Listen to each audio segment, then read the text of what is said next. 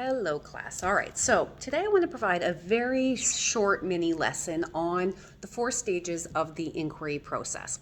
So we're in this class going to be conducting research and then creating a final product with the findings from that research, all right? Now, like most things in English, it's not a one-step process or situation.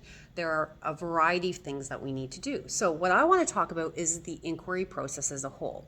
Now, as you'll notice in the handouts that I've provided, or the handout that I provided, the 4 stages of the research process, it's actually a wheel. It's a circle, all right? Because it's not step, move to the next step, move to the next step, and you're totally done, move to the next step, totally finish that, move to the next step. It's actually a situation where sometimes you revisit the previous step depending on your progress, all right? So the first step, and you're going to start that obviously first, is exploring. So in the exploration step, you're actually figuring out what it is you want to inquire about, what it is you want to research. So the first thing you're going to do is you're going to perhaps choose a topic. And in order to do that, I always ask my students to conduct some dry research. And what that means is you look at the assignment and you go and you do a Google search, perhaps. You look at what sources are there about different topics and you decide maybe, what am I interested in?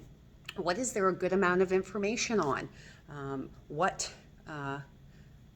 do I think I could produce a good final product on? Okay, so you might really want to do a specific topic because you're interested in it, but if there's no sources on it, it's not a good choice. Okay, so you really have to balance your decision making. But before you choose a topic, you want to explore. You want to think about, is there enough? And then when you choose that topic, you might want to ask yourself some questions depending on the topic or the assignment. So we'll be doing trials. So you might be like, who did it? Why did they do it? Was there a final verdict? Is it still questionable as to how the crime was committed, who committed the crime, things like that. So choosing the topic is stop one, and that's the exploration. Then you start investigating. This is where you start selecting information. I'm going to talk about that today. We're going to do exploring and investigating today. So you need to choose sources that are going to be reliable, that are going to have a good depth of information, variety, that is going to allow you to provide the best final product, a good understanding of whatever it is the topic you've chosen, all right? Now, it's important to understand that your final product is only as good as the sources that you've used. So if you're using sources that are not reliable, that are not in depth, that are not of good high quality, your final product is not going to be any of those things, all right? So that's what we're going to talk about a lot of today, is choosing sources that are going to set you up for success in order to best answer the inquiry questions that you probably will develop. All right.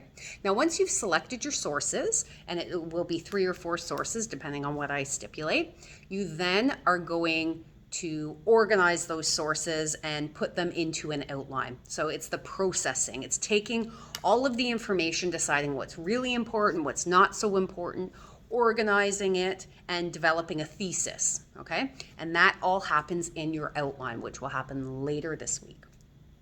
Finally is the creation. Now, the creating is your final report that you're going to create, okay? And we'll get to that in today's lesson a bit later.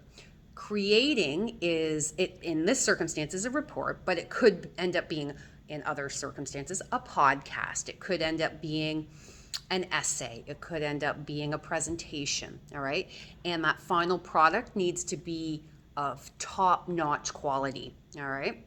Now, the reason it's a circle is because as you're investigating, you might realize, and this should happen actually in the exploration portion, I feel like the information here is just not valid enough. And that's why research, pre-research, dry research is important, because you don't want to waste your time.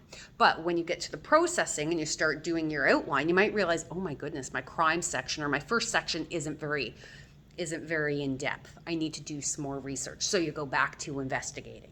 And then once you get into your maybe creating your final product, you're like, well, still maybe my aftermath needs a little bit more of a punch. And so you go back to your processing or whatever the case may be. So the inquiry method is very important, and that's what we're going to basically do. And I'm going to step by step lead you along that path, but understand that it's important that you don't just jump from research to a final product, because it won't be organized or as organized as it could be, and it won't have the strength in terms of support of your argument as it could be if you followed the process. So I'm excited as we start this inquiry process, in particular in regards to the Great Trials Research Report. But just understand, if you ever have any, you're not sure what the next step is, come back to the inquiry research model and see, okay, what do I do now? Okay, good luck as we continue on.